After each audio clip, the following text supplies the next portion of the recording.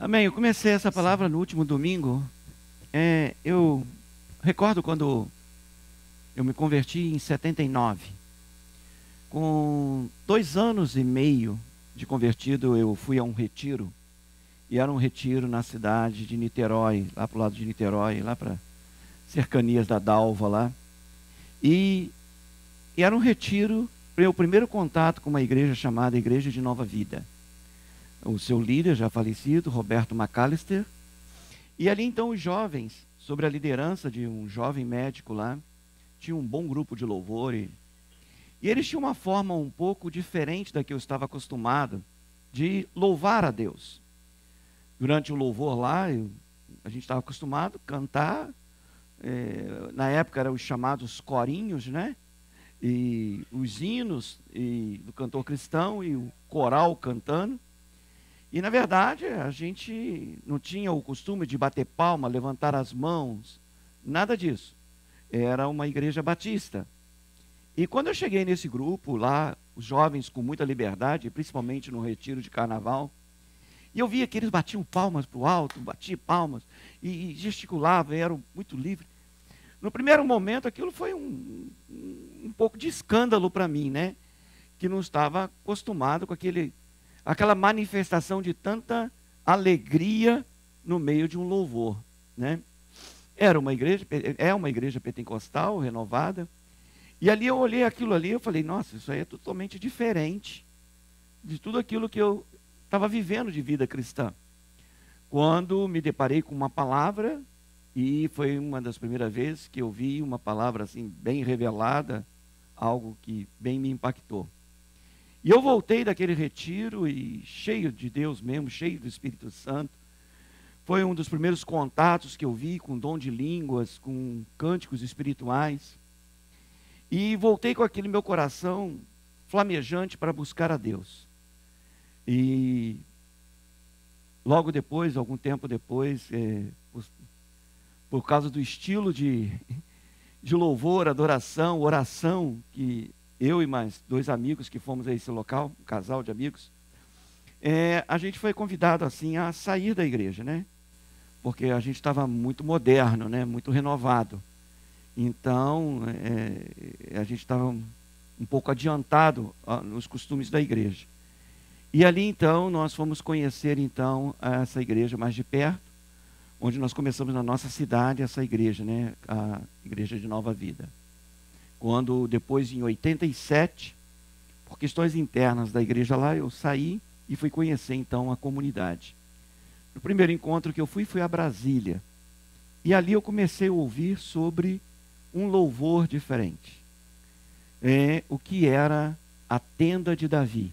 Foi o primeiro contato que eu tive, foi quando eu ouvi sobre a tenda de Davi. A gente viu aqui em Atos capítulo 15, né? Deixa eu ver o verso aqui para vocês.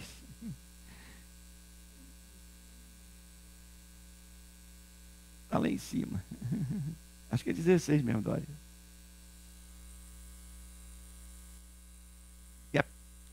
Depois disso voltarei e reedificarei o tabernáculo de Davi, que está caído. Reedificarei as suas ruínas e tornarei a levantá-lo. Para que o resto dos homens busque o Senhor, sim, todos os gentios sobre quais é invocado o meu nome. Essa passagem me impactou profundamente. Porque, primeiro, desde que eu converti, eu me tornei realmente, busquei estudar a palavra de Deus. E eu sabia que tabernáculo era de Moisés. E quando eu fui ver qual era essa tal da tenda de Davi. E na verdade, Davi, ele se projetou para muitos anos, além dos seus costumes da sua época. E ele pegou a arca de Deus, que ficava no Santo dos Santos, e colocou então no meio de uma tenda.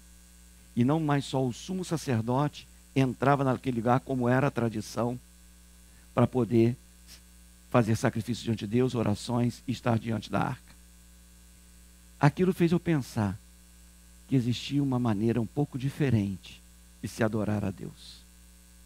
E ao longo desses anos, realmente, louvor para mim não é eu ficar assistindo alguém cantando. Louvor para mim é eu saber que o Senhor está entronizado no meio dos louvores do seu povo. É adorar a Deus com toda a liberdade. Talvez essa manhã você vai falar assim: pastor, esse tipo de palavra é um pouco diferente. Sim, vai ser um pouco diferente realmente. Amém? Eu creio que, como eu aprendi um dia, nós precisamos aprender o que é louvor. Eu tenho o privilégio, um pouco diferente de vocês, não é que eu sou melhor do que vocês, não. É que eu sento num lugar melhor do que vocês. Né? Eu sento aqui na frente. Então, quer dizer, eu não vejo o que está acontecendo atrás de mim. Né? Os músicos, eles conseguem ver o que vocês estão fazendo. Né? Por isso que de vez em quando eles fecham os olhos. Né? Mas eu fico imaginando, os que estão lá atrás, eles olham todo mundo. E eles vão encontrar pessoas louvando, creio eu, de diferentes maneiras. Né? Existem aqueles que vão ficar igual 2 de paus. Né? Paradinho, paradinho. Existem aqueles que vão estar louvando que de repente vai escutar o barulho do WhatsApp, do Facebook e vai dar uma olhada no que está acontecendo. Eu fico pensando o que não passa na cabeça deles, né? Tem aqueles que olham o jovem, que deveria ser os mais eufóricos, porque seriam mais novos, eles estão meio assim, né? E às vezes nem cantando. Eu falo isso porque de vez em quando, às vezes eu olho para trás, né? Mas a gente poderia aprender a se soltar e a entronizar Deus, como Deus é digno de louvor. O que eu estou falando com vocês, assim, vamos tentar aprender alguma coisa. Amém? Não sou, logicamente, essa visão ainda vai crescer muito mais, eu ainda vou aprender outras coisas, que talvez alguns de vocês já saibam, e quem sabe um dia você possa me ensinar, né? Mas eu quero partir desse ponto, do texto que a gente leu em Hebreus, capítulo 12, verso 22 e 23.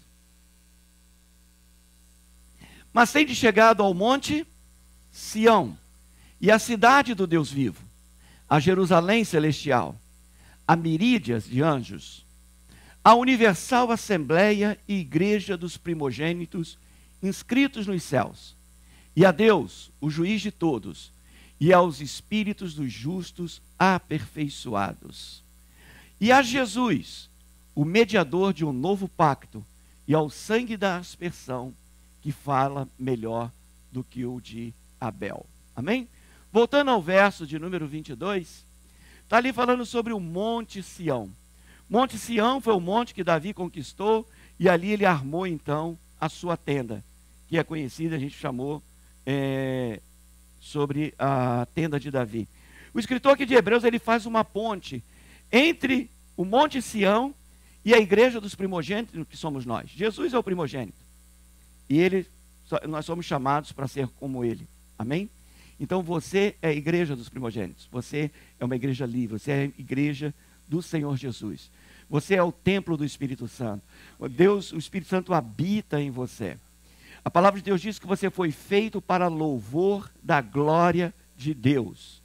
Então, essa é a sua identidade real, verdadeira. Então, nós precisamos entender, como igreja, esse texto de Atos capítulo 15, só um segundo, querido, deixa eu dar uma trocada aqui. Me presta isso aí. Cria na pessoa, você sente assim, uau, eu acertei, né? Você que é casado, né? Deveria fazer isso com mais frequência. Mas você chega, você elogia sua esposa. Isso não melhora o relacionamento, né? Pastor, comigo não, ela nem dá bola. Porque você não está fazendo legal. Você tem que caprichar mais. Então, quando você elogia alguém, quando você torna aquela pessoa realmente digno de uma palavra positiva, você vê a expressão naquela pessoa, aquilo, você se sente bem com aquilo. É como dizer, né? O Guto estava falando, não é cantar de boca para fora, é cantar de todo o coração. Então, quando nós damos esse louvor, querido, de todo o nosso coração, e eu quero aqui, de todo o coração, gente, respeitar o teu estilo, tá? Respeitar o seu estilo de louvor. Respeitar. Se você é aquela pessoa que louva intensamente a Deus com a sua maneira de ser, então fique à vontade. Amém? Você não tem, que não é porque eu levanto minhas mãos. Eu já expliquei para vocês por que eu faço. Houve uma época que eu não podia trocar nenhuma lâmpada. E Jesus veio e realmente tocou e curou, melhorou tudo. mostrar, não, eu posso levantar os meus braços hoje. Então, aqui, quando fala aqui sobre o tabernáculo de Davi, e o que Davi fez no Monte Sião, a gente tem alguns montes bem interessantes na Bíblia, mas eu quero fazer essa comparação. O Monte Sião e o Monte Sinai. O Monte Sinai, ele aponta para o tabernáculo de Moisés. O Monte Sião, para a fortaleza de Davi e seu tabernáculo. Quando Davi, ele assume o trono de Israel, ele vê que nos dias de Saul foi um governo assim, vamos dizer, humano, um tanto quanto meio carnal. Foi chamado de forma sobrenatural por Deus. Você vê o início, é sobrenatural, como que Deus escolhe Saul. E realmente, as coisas aconteceram de uma forma profética incrível. Mas a questão não é começar bem, é continuar bem. Mas Davi, ele fala uma coisa: vamos trazer a arca de Deus, que simbolizava a presença de Deus, porque nos dias de Saul, nós não nos valemos dela. Ou seja, havia a presença de Deus, mas a presença de Deus era como um amuleto. Lembra quando Saul estava para enfrentar lá os filisteus, e o povo ia se dispersando, aí ele fala: traga a arca de Deus. Ou seja, então, vamos lançar mão de um amuleto. É como muitas vezes a pessoa usa a oração ou o nome de Jesus, para seu benefício, para o seu interesse, e não porque tem um relacionamento e sabe quem Deus é. Nós vivemos, querido, muitas das vezes, de muitas leis.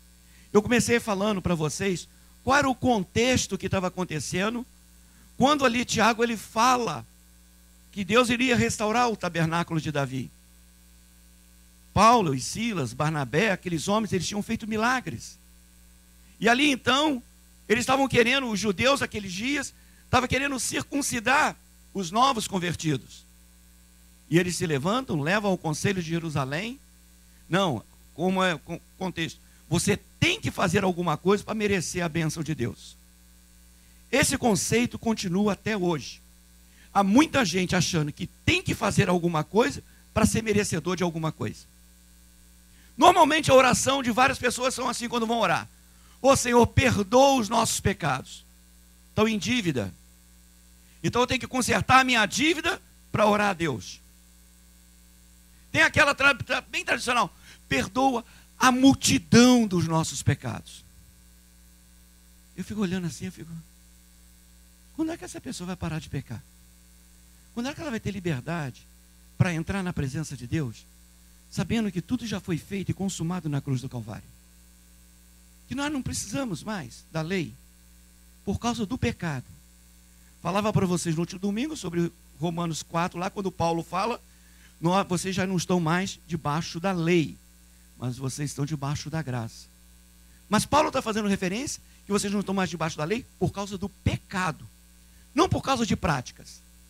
Aí, se é que existe o crente carnal, aí ele usa isso para quê? Para não dar dízimo, para não ir na igreja, para não fazer um monte de coisa. Não estou debaixo da lei, eu estou debaixo da graça. Não, você está debaixo da graça por causa do pecado, tão somente. Não por causa de uma prática de se cultuar a Deus. Há muitas coisas que nós fazemos e nós nos movemos pela paixão que nós temos por Deus. Está na Bíblia? Talvez sim, talvez não. Mas eu me movo por causa de amor. Mas eu tenho que me mover por liberdade, sabendo que na cruz do Calvário foi tudo consumado. Não é o que eu faço, é o que Ele fez. Ele já fez tudo o que você precisa, querido, para você ser livre. Amém? Capítulo 2 de Samuel, 2 Samuel, capítulo 6, verso 17 e 18.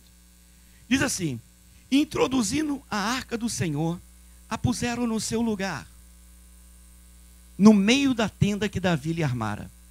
E Davi ofereceu holocaustos, ofertas pacíficas perante o Senhor.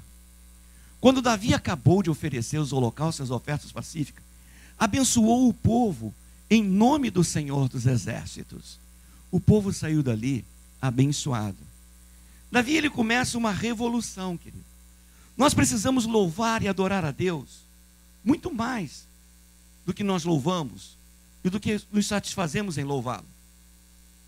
Do ponto de vista aqui do homem, louvor é muito benéfico. ele traz realmente bênçãos. Mas eu não posso adorar a Deus por causa das bênçãos que ele nos dá.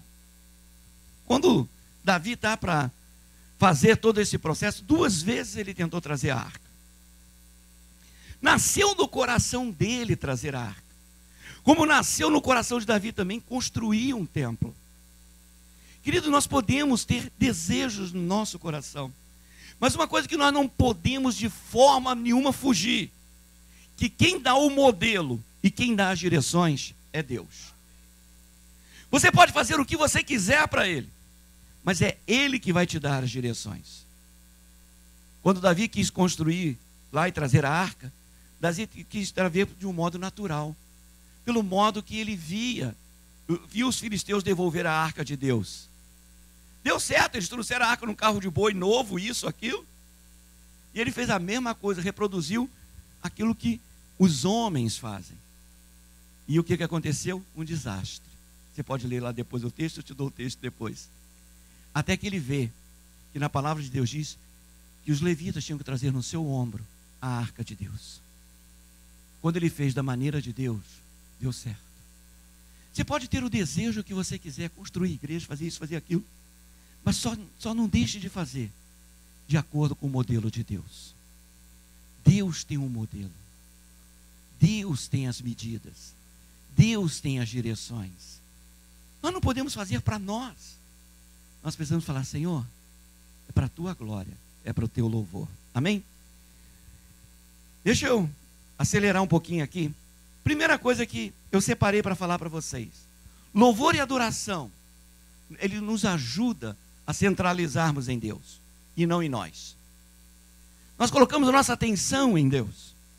Eu louvo a Deus não porque tudo me vai bem. Nós até cantamos uma canção que fala sobre isso, né? Não olho as circunstâncias. Não. Quando você lembra dessa canção? Não olhe as circunstâncias. Não. Olha o seu amor, seu grande amor. Quando você lembra disso? Vocês são velhos, hein?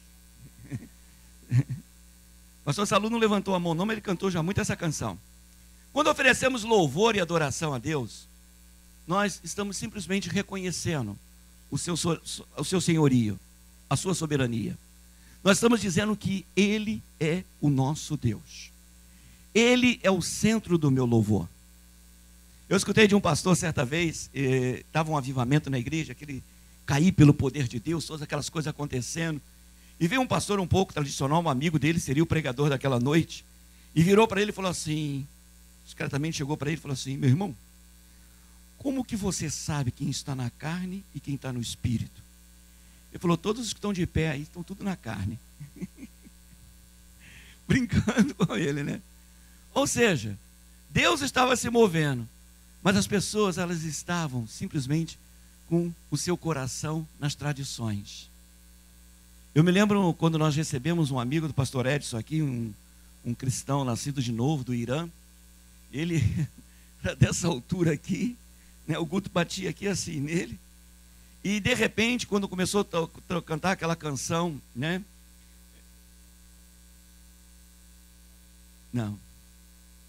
Não, foi aquela que...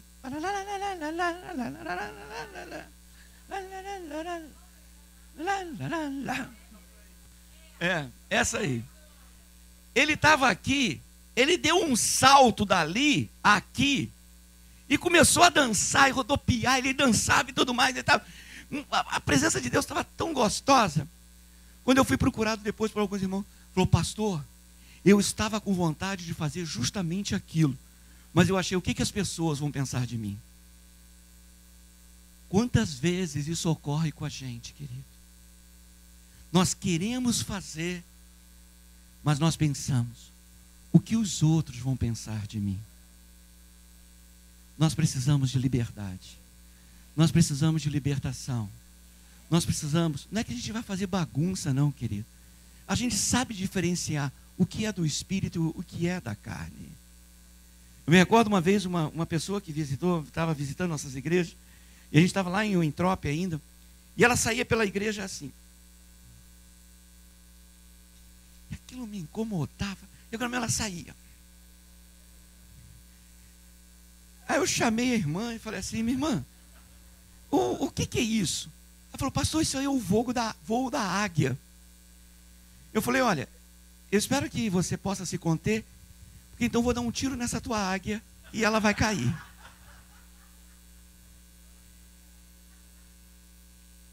Há determinadas coisas, querido, que é modismo. Eu e Gisélia, a gente já passou por tanta coisa, a gente já viveu tanta coisa, gente. Olha, se a gente fosse falar tudo que a gente viu, e realmente Deus fazendo, acho que alguns de vocês iam ficar escandalizados. Eu já vi a Gisélia se levantar quase, vamos dizer, 1,5 metro do chão. Eu estou exagerando. Ela saiu igual um chicote e voou uns 2 ou 3 metros. Deus movendo na vida dela assim. Eu vi a Gisele flutuar, praticamente. A gente ia para os montes, o que a gente via acontecer nos montes. Agora, Deus sempre falou com a gente, não faça do meu mover uma bandeira, porque quando o mover passar, você vai ficar sem bandeira e sem identidade. Há coisas que Deus faz, querido, e Deus faz temporariamente às vezes. Eu creio que cada um de vocês traz experiências, moveres proféticos, visões, revelações. Amém? E Deus continua fazendo isso. Mas, voltando à questão do louvor, é quando você reconhece o senhorio de Deus, o senhorio de Jesus, o direito dele dominar sobre nós. E o domínio de Deus sobre nós não é um domínio de escravo, é um domínio de amor. Na sexta-feira, quando Jamile e Guto veio para cá, a Gisele foi para lá para ficar com o William. Que babação. Gente, misericórdia. Coitado do menino. A Jamile deve ter dado uma enxugada nele. Não é isso que eu estou falando, não. Mas, o que aconteceu? Ela estava ali com ele, num relacionamento de amor profundo, querido. Eu quero te dizer o seguinte, o relacionamento de Deus com você não é diferente disso. Não é menos do que isso. O relacionamento que Deus quer de você é de te pegar no colo, é de te embalar, é de te proteger, é de te abraçar. Então, quando nós cantamos abraça-me, realmente a gente pode se sentir abraçado por Deus. Deus é um Deus desse nível de relacionamento. Mas nós somos muitos carnais. Nós ficamos preocupados o que os outros vão pensar. E quantas vezes, querido, nós damos um louvor pobre para Deus, porque nós nos preocupamos com o que a pessoa que está do meu lado vai pensar de mim. Eu não estou nem aí para quem vai pensar. Eu quero fazer aquilo que o meu coração quer dar ao Deus que morreu por mim numa cruz, querido. Louvor e adoração são maneiras de você estabelecer e fixar a sua mente nele. Isaías capítulo 26, 3 diz assim: tu conservarás em paz aquele cuja mente está firme em ti, porque ele confia em ti. Quando nós fixamos nossa mente em Deus, querido, nós encontramos perfeita paz. Nós encontramos segurança. Então é você voltar a sua mente, o seu coração, nesse momento. O meu Deus, Ele é digno do meu louvor. Ele é digno da minha adoração. Querido, eu louvo a Deus o tempo todo, né? Esse dia eu estava saindo do escritório lá da base lá, e eu estava assim, andando, cantando e fazendo assim com a mão. Aí uma pessoa que parou o carro, falou assim, falou em inglês lá, eu entendi, que ele falou que se eu era regente de coral. Eu falei, não, isso é my worship for my God. Ele falou, wow, praise God, you're born again? Eu falei, yes. Ele falou, oh, grace, peace. Eu falei, ok, go ahead, vai embora. Mas, gente, em todo tempo eu posso louvar a Deus. Não é só aqui. Louvor e adoração se tornam um estilo de vida. Nós não cantamos? Em todo tempo louvarei ao Senhor. Sempre estará em meus lábios o teu louvor. Será que nós estamos trazendo isso, aquele momento que que a gente está lá com o vecchio na mão, que a gente está lá apertando o parafuso, e você acertou o teu dedo, você, glória a Deus, aleluia, seja louvado, Senhor. Então, querido, é um estilo de vida. Gente, eu estou falando para vocês o que eu vivo, e você pode viver uma vida e um estilo de louvor e adoração a Deus. Não existe coisa que mais me entristece, é quando eu falho com Deus. Não é que Deus chegou, olhou para mim assim e falou assim, você está falhando, né? Você está errando. Não, eu sei quando eu erro com Deus, e o meu coração se quebranta. Eu já comentei para vocês, quando morávamos lá na 44 Plaza Street, e estávamos vendo lá, eu estava lá vendo os aviões descer, subir e tudo mais, e comecei a orar a Deus, e Deus virou para mim e falou assim, você tem um coração igual ao de Davi. Eu ouvi claramente de Deus, e eu falei assim, coração de adorador? Ele falou, não. Coração que te serve? Não. Eu já comecei a ficar preocupado, né? E aí começou a vir na minha mente a questão de Betseba, né? Ali e tudo mais. Agora meu Deus falou, você tem um coração que se arrepende do mal. Você tem um coração que se arrepende do mal.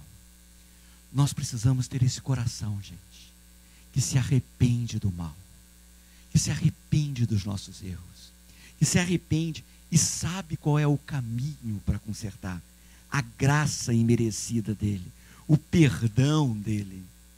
Então o que você faz?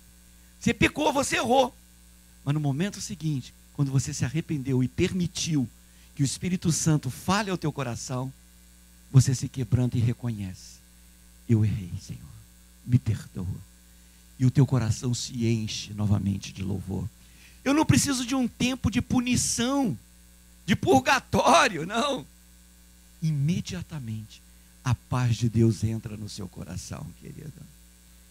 Quantas vezes as pessoas acham que, não vou tomar ceia porque estou em pecado. Não, você toma ceia não é porque você está ou não em pecado, mas é para você se fortalecer, para você não pecar. Eu me lembro a primeira vez que eu batizei uma pessoa assim, que ela tinha se convertido em dias. E alguém chegou para mim e falou assim, pastor, ela não tem que passar por uma classe? Eu falei, não, ela tem que passar pelas águas. Não é uma classe que vai mudar ela, não. Ela sepultar a velha natureza dela que vai fazer com que ela ande em novidade de vida. Às vezes as pessoas querem ser perfeitas para se batizarem, enquanto que a Bíblia diz que você tem que se batizar para você se tornar uma nova criatura. E a igreja fica cheia de leis, cheia de regras. Nós precisamos ser livres, querido. Jesus Cristo, ele venceu as coisas na cruz para que nós pudéssemos ser livres. Nosso louvor precisa ser livre. Nossa adoração precisa ser livre. A gente precisa fazer aquilo que Deus nos inspira. Cuidado, tudo bem que cuidado com as inspirações, né? Às vezes me estremece quando alguém quer fazer uma inovação, né? Eu já contei para vocês, o pastor Lécio que contou isso num encontro com a gente, que o cara que chegou falou assim, eu quero pregar uma mensagem sobre o Espírito Santo, já contei isso para vocês mais de uma vez, mas eu quero impactar a igreja. Aí começou a pensar, ele ia pregar sobre a descida do Espírito Santo, e ali então ele falou, já sei. Ele foi na feira, comprou uma pombinha branca, chamou o auxiliar da igreja e falou, olha, quando eu estiver pregando que eu falei assim, e desceu o Espírito Santo, você solta a pombinha.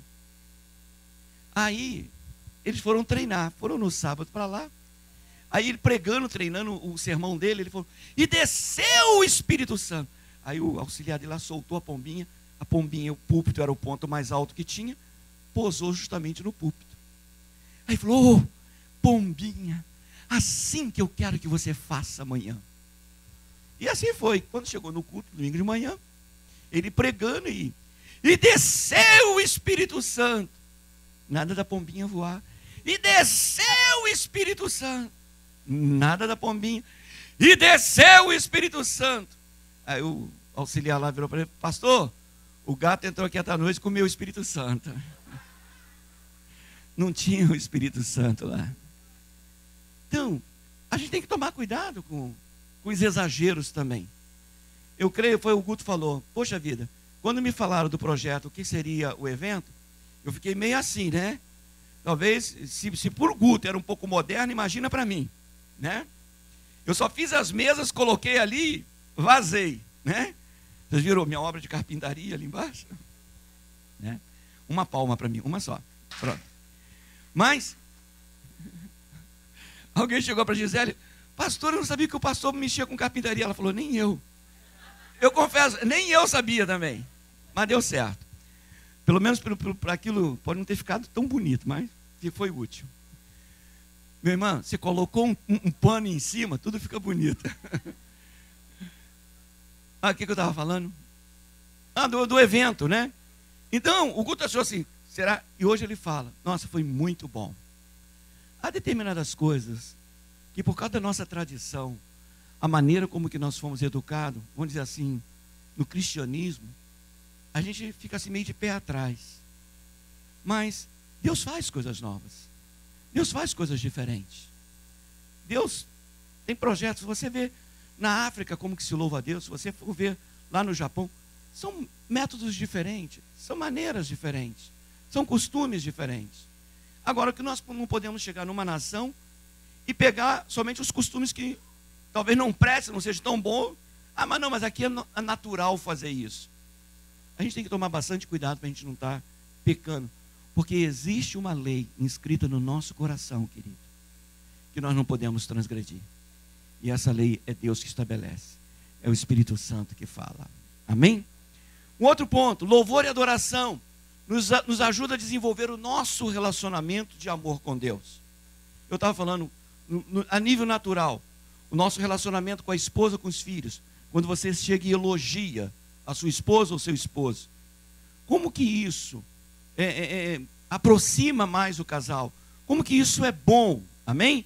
Se você está sentado perto da sua esposa, seu esposo, dá um elogio para ela nessa hora. Da mesma forma, querido, quando nós louvamos a Deus, quando nós adoramos Deus, o nosso relacionamento com Ele, querido, ele se afina. A gente foi criado. Como que eu vou colocar uma palavra para vocês, queridos?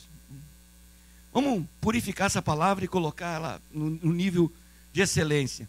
Nós fomos feitos para sermos amantes de Deus. Amantes de Deus mesmo. Amar a Deus com toda a nossa força.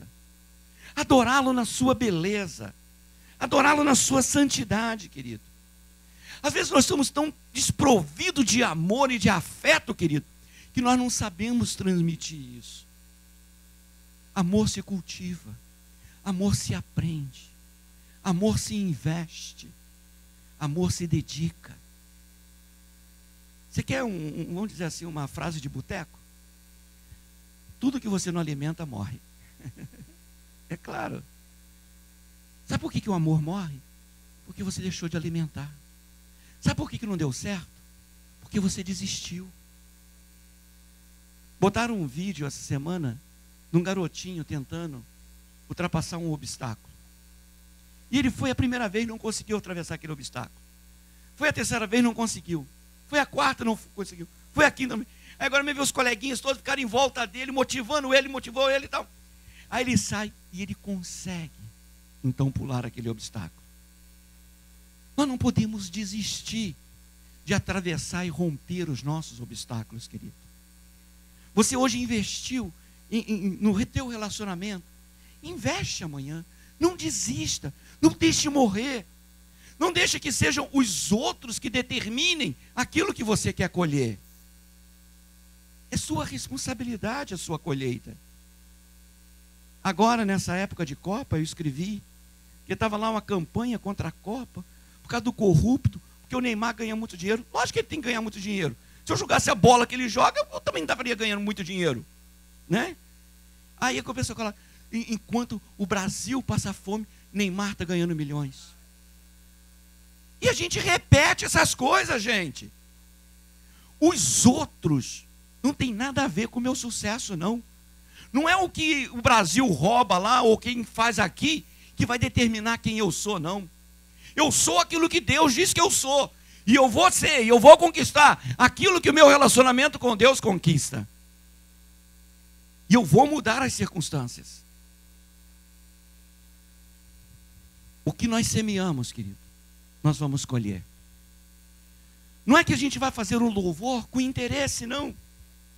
Mas a palavra de Deus diz bem claro: na medida que você dá, te será dado. Não é que eu vou fazer agora somente para ter as bênçãos de Deus, porque eu já tenho bênção suficiente para viver o resto da minha vida louvando a Deus. Se Deus não fizesse mais nada na minha vida, Ele já fez o suficiente para que eu dê a Ele tudo o que Ele é digno de receber, querido.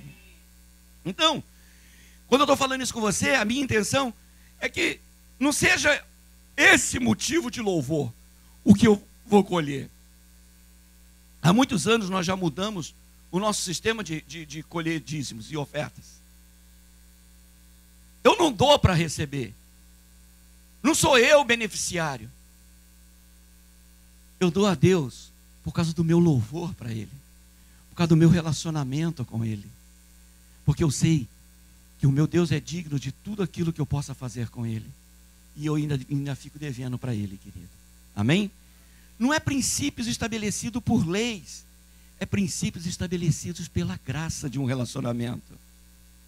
Uma outra coisa que eu quero dividir com vocês: louvor e adoração é fé em ação. Louvor é uma linguagem de fé, querido. Quando nós cremos, quando nós confiamos, nós falamos, nós cantamos. Essa última canção que nós cantamos é totalmente uma canção de fé. Então nós precisamos louvar a Deus, não pelas circunstâncias, mas por aquilo que Deus é. Um povo que decidiu pela fé buscar a Deus. Ou seja, isso é ato de vontade. Eu posso entrar triste, mas pode ter certeza que eu não vou permanecer triste. Quando eu prego sorrindo, quando eu canto sorrindo, não é artista que está aqui na frente, não. É alguém que realmente ama a Deus e está dando a Deus o louvor que é devido, querido. Deus merece o nosso louvor. Adoração e louvor liberam poder e presença de Deus. Em outras palavras, Deus, como diz a sua palavra, está entronizado no meio do louvor do seu povo. Josafá lhe descobriu isso. Nos dias de oração que nós tivemos aqui, Dino estava orando sobre isso. Acho que é 2 Crônicas 20, fala sobre essa história. Deus mandou que Josafá louvasse a Deus. E Deus venceu aquela batalha por causa do louvor e da oração. Ele descobriu isso quando ele dirigiu cantando no campo de batalha. Você pode, no campo de batalha, viver isso. Lembra Paulo e Silas quando foram presos porque estavam fazendo a coisa certa? O que aconteceu? O Marcos, o Guto, dá uma olhada ali no ar-condicionado, vê se alguém mexeu em algum botão diferente ali, porque não está vindo ar suficiente. Aquele lugar ali devia ser proibido mexer. Mas de vez em quando eu vejo alguém vai lá e tenta consertar, escangalha mais ainda, né? Tem que fazer um manual de normas ali. Paulo e Silas, eles experimentaram isso, querido, quando eles cantavam louvor lá no último piso da prisão, onde as pessoas lá em cima faziam as suas necessidades e caía lá embaixo. E eles pegaram, nem era a basement não, que não tinha cobertura não, basement ainda tem cobertura, né? Então, eles louvavam a Deus. De vez em quando no curso de capelania alguém pergunta comigo: pastor, eu não tenho documento, mas eu posso fazer a visita na prisão? Eu falei: pode. Eu não sei se você vai sair, mas entrar você pode. Agora, fica tranquilo, que se você estiver na direção de Deus, cante louvores. À meia-noite, as cadeias se rompem. Deus manda um terremoto. Deus, Ele está no meio do louvor do seu povo, querido. No Brasil, lembra um ditado que os nossos pais falavam, talvez vocês já tenham falado: quem canta, vocês sabem também, né? Então, querido, nós precisamos entender que o meu louvor, ele libera poder de Deus. Deus promete: Olha o que diz o Salmo 22, verso 3. Porém tu és santo, tu que habita entre os louvores de Israel. Ah, meu amado, vamos louvar a Deus. Vamos nos esforçar. Vamos aprender. Olha só, 2 Crônicas 5, 13 e 14. E aconteceu que quando eles uniformemente tocavam as trombetas e cantavam para fazer ouvir uma só voz, bendizendo e louvando o Senhor, levantando eles a voz com trombetas, símbolos e outros instrumentos musicais, e louvando ao Senhor, dizendo: porque Ele é bom, porque a sua benignidade dura para sempre. Então a casa se encheu de uma nuvem, a saber, a casa do Senhor. E os sacerdotes não podiam permanecer em pé para ministrar por causa da nuvem, porque a glória do Senhor encheu a casa de Deus. Nós precisamos de cura das nossas emoções. Nós precisamos de cura das nossas decepções. Quantas vezes estamos culpando Deus por alguns males que nos sobrevêm e ainda perguntamos: por que Deus não fez diferente? Você começou um projeto sem perguntar a opinião dele, e talvez o modelo que você usou foi o modelo que você escolheu e não o modelo que ele quer te dar. Se você quer começar as coisas sem Deus, querido, você vai chegar aonde você está traçando o seu destino. Se você começa as coisas em Deus, pode ter certeza que Deus vai dar toda a direção que você precisa e você vai ter sucesso naquilo que você faz, querido. Não que Deus queira te manipular, é que os pensamentos de Deus são maiores do que os nossos. Os planos deles são melhores do que os nossos. E muitas das vezes nós estamos batendo como um filho teimoso. Eu sei que você tem filhos, você já teve filhos, você sabe como que eles são. Você dá uma direção, mas eles querem fazer o que eles acham que tem que fazer. E quebram a cara. Nós não somos diferentes com Deus, querido. Ah, que inimizade Satanás conseguiu fazer entre a criação e o Criador. E muitas das vezes nós estamos permitindo que esse velho homem ressuscite e a gente anda por onde que aponta o nosso nariz. Precisamos nos quebrantar diante de Deus e saber que Ele tem plano perfeito, saber que Ele tem direção perfeita para a gente. Louvor e adoração, eles são diretamente relacionados com um coração grato, um coração agradecido. Há aqueles que conhecem a Deus, mas muitas das vezes não glorificam a Deus como Deus. É Paulo que escreve no livro de Romanos, capítulo 1, verso 21. Porquanto, tendo conhecido a Deus, não o glorificaram como Deus, nem lhe deram graças, antes em seus discursos se desvaneceram e o seu coração insensato se obscureceu. Vamos tomar cuidado, querido, quando nós queremos fazer o que nós achamos e não aquilo que Deus nos direciona a fazer. Por melhor que sejam as nossas intenções, Deus não considera intenções, Deus considera a palavra dele e o que procede dele. Quando nós louvamos a Deus e a gente vem à presença com ações de graças, essa é uma boa condição, querido, para receber as bênçãos de Deus. Salmo 104, ele diz lá: entrai pelas portas dele com gratidão, em seus atos com louvor, louvai-o, bendizei o seu nome. Eu não vim aqui para um encontro social, eu vim aqui para adorar a Deus, eu vim aqui para bendizer o nome de Deus, eu vim aqui para crer que Deus vai falar ao meu coração e que eu vou falar com Deus e os nossos corações vão se unir, querido. Louvor e adoração nos purifica. Deus tem uma igreja, a igreja de Jesus, querido. Não é esse negócio que tem essas placas chamadas igreja, não.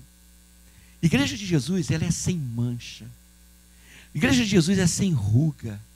Igreja de Jesus, ela é santa. Ela é lavada, purificada pelo nome de Jesus, querido. Igreja de Jesus é perfeita. Às vezes, as pessoas estão vivendo clube gospel, achando que é igreja. Diz que nós fomos lavados pela palavra de Deus.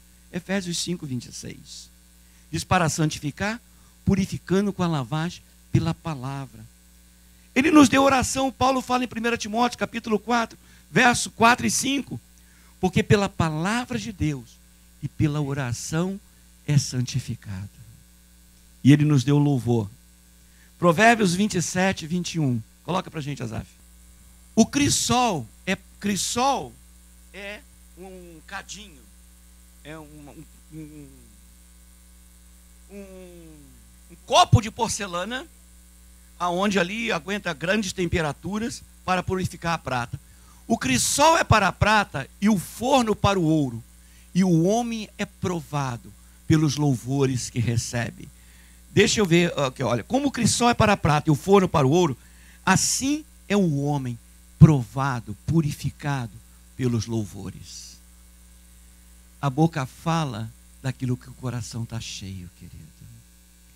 Nós precisamos encher o nosso coração de Deus, de gratidão, de amor. Sabe o que nós vamos falar? Nós vamos falar daquilo que o nosso coração está cheio. Amém? Pastor Tristão ministrando, ele falou uma coisa bem interessante. A palavra de Deus exorta que quando você tem um ídolo, e você constrói um ídolo, você se torna igual ao ídolo. Aí, foi você que pregou isso, né? Não é? Então, se nós somos transformados à imagem daquele de quem nós adoramos, se nós adorarmos a Deus, se nós fixarmos nossos olhos firmemente nele, nós seremos transformados no nosso objeto de adoração, ao nosso Deus, querido. Então esse é o alvo de Deus, que sejamos transformados à imagem do seu Filho, querido. Louvor e adoração, querido, são chaves para a obra de Deus em nós mesmos. Olha Salmo 115, verso 8.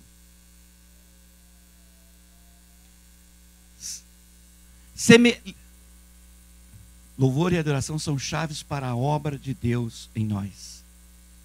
Semelhante a eles sejam os que fazem, e todos os que neles confiam. Vamos ser semelhante a Ele, querido, naquilo que Ele faz, e naquilo de quem nós confiamos. Nós confiamos no nosso Deus. Amém? E nós temos a promessa, querido, de Deus, de que Ele virá ao nosso encontro, se nós realmente adorarmos Ele, quando nós oferecemos nosso sacrifício de louvor a Deus. Há muitas pessoas que se admiram por nunca ouvir Deus falar. Às vezes nós não conseguimos ouvir Deus falar, querido, porque nós não colocamos esses princípios diante de Deus. Nós não praticamos isso. Às vezes o nosso louvor é a repetição de um canto. Cantamos fisicamente, cantamos porque estamos presentes, mas muitas das vezes a nossa mente está lá longe. Nós precisamos colocar os nossos olhos fixos naquele que nós adoramos. E quando nós o adoramos, nós nos tornamos semelhantes a Ele. Lembra o que Jacó fez para produzir cabras conforme ele queria? Quantos lembram dessa passagem? Ele colocava as varas lá, e conforme as cabras vinham para beber água, elas pariam de acordo com aquilo que os olhos contemplavam. Se os animais são capazes de reproduzir isso, querido, imagina nós. Se fixarmos os nossos olhos naquele que é digno, naquele que é perfeito, no nosso Deus, no nossa adoração, o Deus que nós amamos, o Deus que nós servimos. Amém? Quantos entendem essa palavra, querido? Deus é digno de louvor. Deus é digno de adoração. Deus vai receber o nosso louvor. Deus vai receber a nossa adoração. E nós vamos entronizar a cada culto, a cada dia, esse que é digno de receber todo louvor e adoração. E eu faço isso, querido, não é para o meu benefício, é porque Ele é digno. Deus é digno de receber honra, glória e louvor e adoração. Esse é o nosso Deus. Deus que abriu o mar, Deus que derrubou muralha, Deus que deu o seu Filho para morrer por nós. Deus que levou Pedro da cadeia, Deus que fez cair as algemas de Paulo, Deus que converteu o carcereiro, Deus que atuou na vida de Paulo, Deus que atuou na sua vida, na minha, na nossa vida.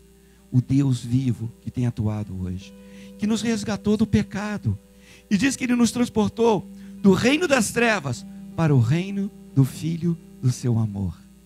Esse é o Jesus que nós louvamos, esse é o Deus que nós cantamos, amém? Nós não estamos aqui para assistir o que eles estão fazendo, nós estamos aqui para adorar a Deus, para louvar o nosso Deus, e nós vamos fazer isso com a última canção que nós cantamos. Vamos ficar de pé, querido.